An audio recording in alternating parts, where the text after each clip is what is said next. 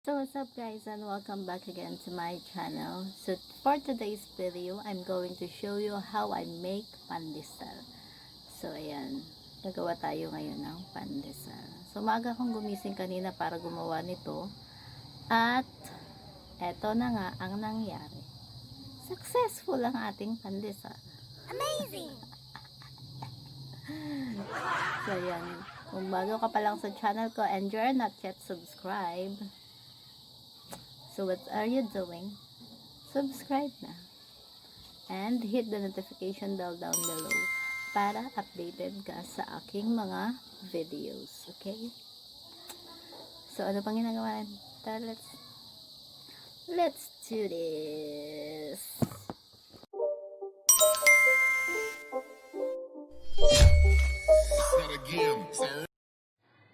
So ayan na guys. Uunahin nating maglagay ng ating all-purpose flour. Ang gagamitin natin dito is 3 cups. Ayan. 3 cups of all-purpose flour.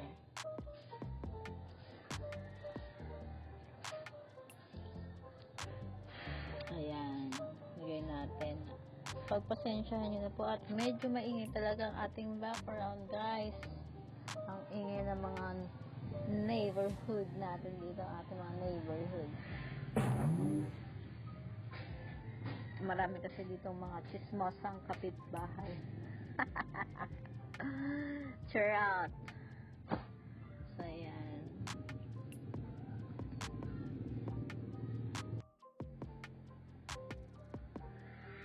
So, ayan. After nating ilagay ang ating all-purpose flour, lagay tayo ng isang itlog. Tapos, halo-haloin natin siya para ma-absorb ng itlog ang ating harina. So, ayan. Halo-halo lang, guys. Mix, mix, mix. Ganun. Ay, naku, napakaingay talaga. Ayan. Halo-halo. Halo-halong emosyon.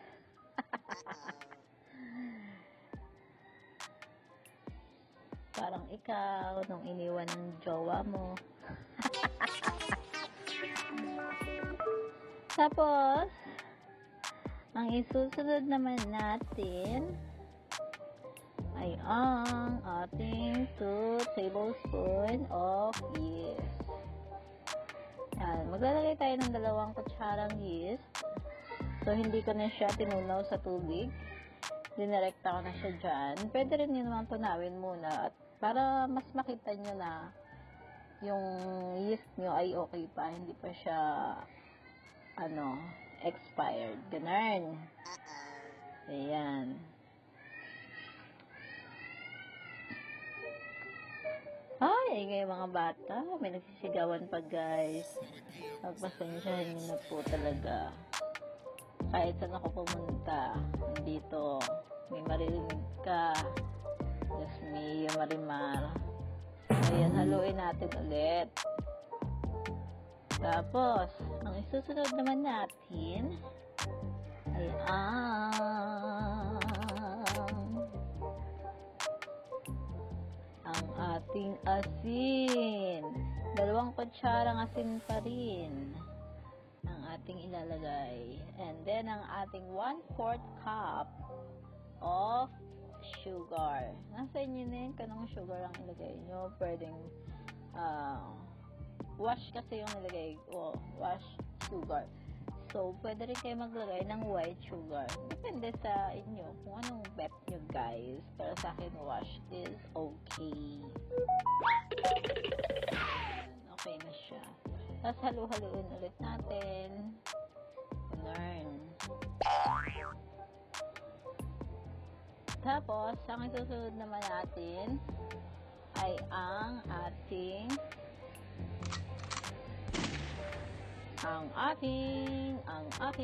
margarine. So, ayan. Doon na rin ako naglagay guys ng margarine tinamad na akong magkuha pa ng ibang cups sa loob. Kasi, naghahabol tayo ng oras. Ayan.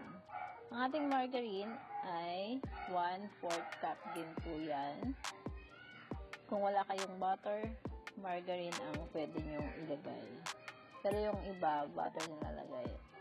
Pero ako margarine lang. Okay na. And then, ilagay na natin ang ating powdered milk. So, yung powdered milk ko ay sinunaw ko na siya sa isang cup. Ayan. So, ang tubig nun ay katumbas din siya ng 1/4 cup. Ayan. Parang 1/4 cup of milk. Ganun. Tapos, i-mix natin. Para syempre ma-absorb na ng ating dry ingredients yung ating mga wet ingredients. So, yan. Halo-halo lang, guys. Yan. Ganun. Push. Tak. Ganun. Nakakabaliw ang ating voice over. So, yun yan. I-mix lang natin. Kailangan natin i-mix kasi para ano siya. Halong-halo talaga siya. Ganun. Para lasang-lasa. Lahat ng mga tunaw dyan. Matutunaw lahat. Ayan. So, ayan. Naririnig nyo naman ang ating mga kapitbahay. Ang mga itsaserang kapitbahay na napakaiingay. Ayan o. Nagsisigawan pa sila, guys. So, ayan. Katulad ng sinabi ko, 3 cups ng harina ang ating nagamit dyan. Ayan yung isa. Hindi ko muna siya inad kasi depende kasi rin yun sa ating minsan kasi basa. Yun. Kaya ihuhuli talaga natin. Hindi natin ilalagay lahat. Kasi baka minsan masobrahan ng pagka-dry naman. Pero ito, tama lang yung 3 cups natin.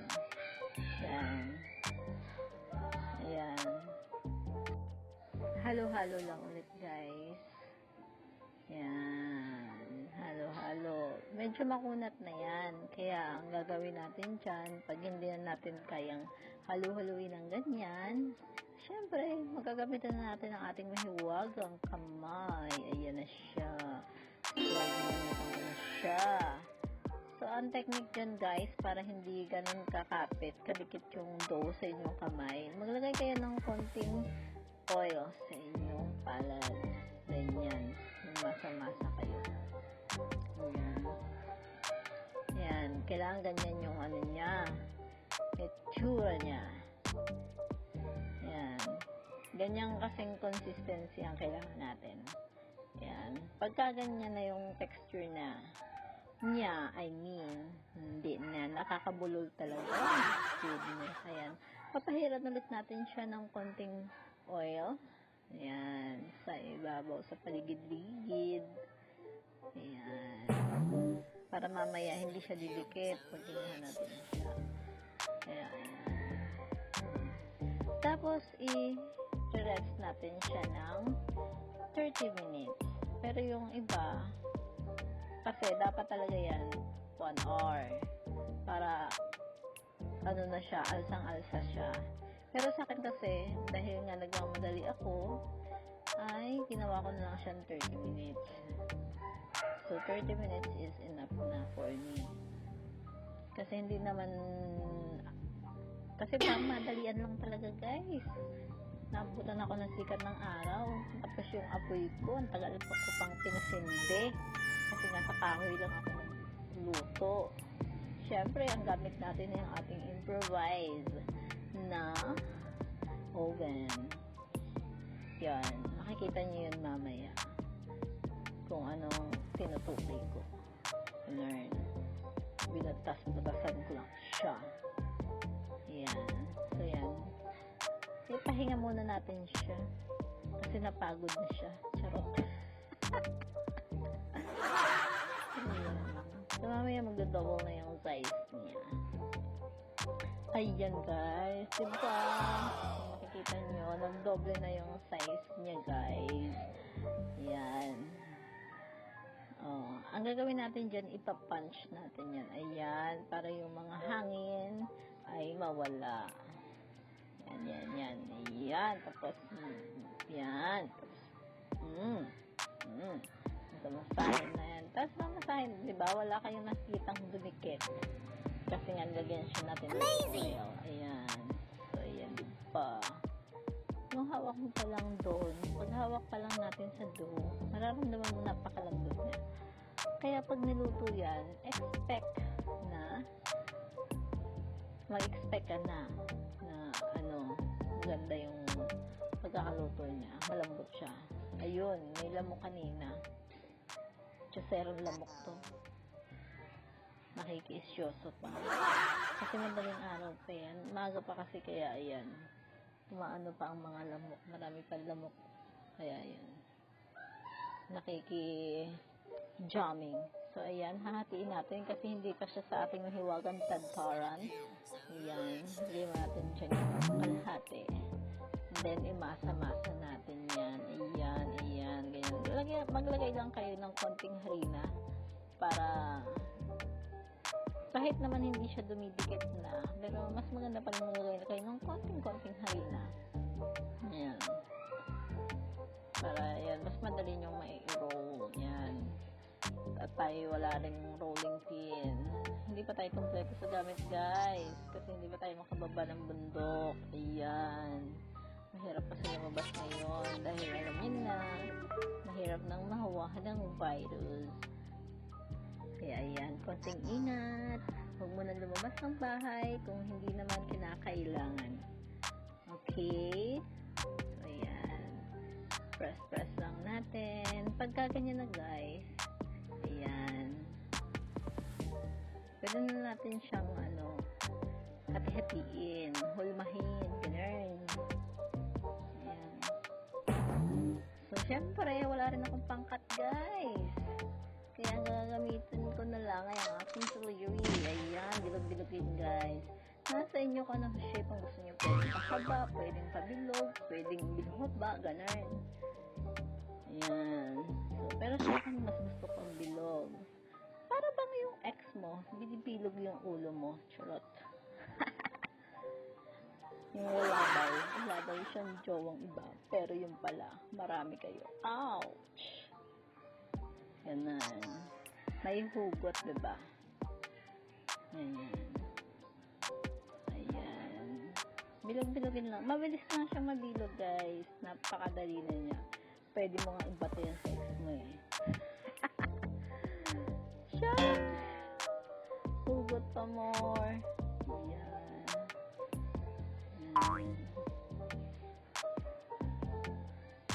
Ayan. So, ang advice ko sa inyo, guys, bago nyo siya isalang sa oven nyo, ay kailangan nyo muna siyang i-rest ulit ng 15 minutes. Another 15 minutes ulit. Kasi aalsa pa ulit yan. At dahil katulad ng sinabi ko, ang pag-alsa kasi, mas maganda kasi ang isang oras mo siyang i-rest bago mo siya imasa ulit. Yan. Kasi nga aalsa siya ng aalsa dahil sa ating activist. So, ayan. Ako kasi nagmamadali kaya hindi ko na binabad dyan. Hindi ko na siya nirest ulit ng another 15 minutes. Kasi nga, naghahabol ako sa oras, guys. Baka ako maiwanan ng tambol mayor. Ayan. So, nilagyan natin yung breadcrumbs. And i-roll lang natin. Nakakabulol talaga, guys. Tapos ilagay natin sa ating tray. Ayan. Katulad ng sinabi ko sa inyo, kayo na pong bahala kung anong hugis ang inyong nais. Pero sa akin, mas gusto ko po ang bilog. So, ayan, pwede rin kayo maglagay ng filling kung gusto nyo. And next time, sa aking paggawa nito, maglalagay na po tayo ng filling para mas masarap. Ayan. Hindi mo na kailangan maglagay ng palaman kasi meron na sa loob. Pero ngayon, since bago pa lang tayo gumagawa nito, ayan, okay lang yan kahit wala tayong filling na nilagay. Ayan, roll lang. Tapos, Ilalagay na natin guys sa ating may huwagang oven. Ayan na guys, ang ating improvised oven na aking tinusok-tusok kanina para lang mabuksan. Ayan, truck! Tapos saraduhan natin. Tapos iluto natin ng 30 to 40 minutes. Ayan. So, after 35 minutes, tcharan! Ito na ang ating pandesal. Napakalambot na guys at maputi siya. Oh my God. Itong gusto kong talaga, ang kulay ng pandesal talaga. Pag bumili ako sa tindahan na yung maputi, ang hinahanap ko ay yung sinang sunog. Ayan. Kasi gusto ko malambot. Ayan. Kaya kahit mga ilang oras na yan, lambot pa rin siya. Hindi siya kukunat agad-agad. Ayan, diba?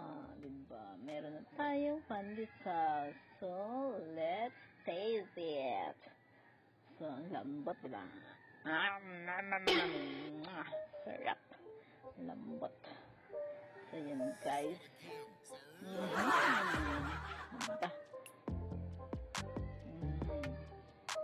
Chirap. No, chirap. So, yan na guys. Yan yung ating pangalawa. Yan yung pangalawa. Yung second batch natin. So, maliliit na siya. Hindi na siya ganun kalaki katulad ng kanina. Ayan, diba? Ganun. Yan yung gusto ko. Promise guys. Sobrang lambot nito guys. So, yan. Tikiman ulit. Tikiman tayo ulit. Kasi nabitin ako sa aking isang peraso kanina. Ayan. Kakain ulit ako guys kasi naubos ang bangers ang ating naunang batch. Ay, sarap batch.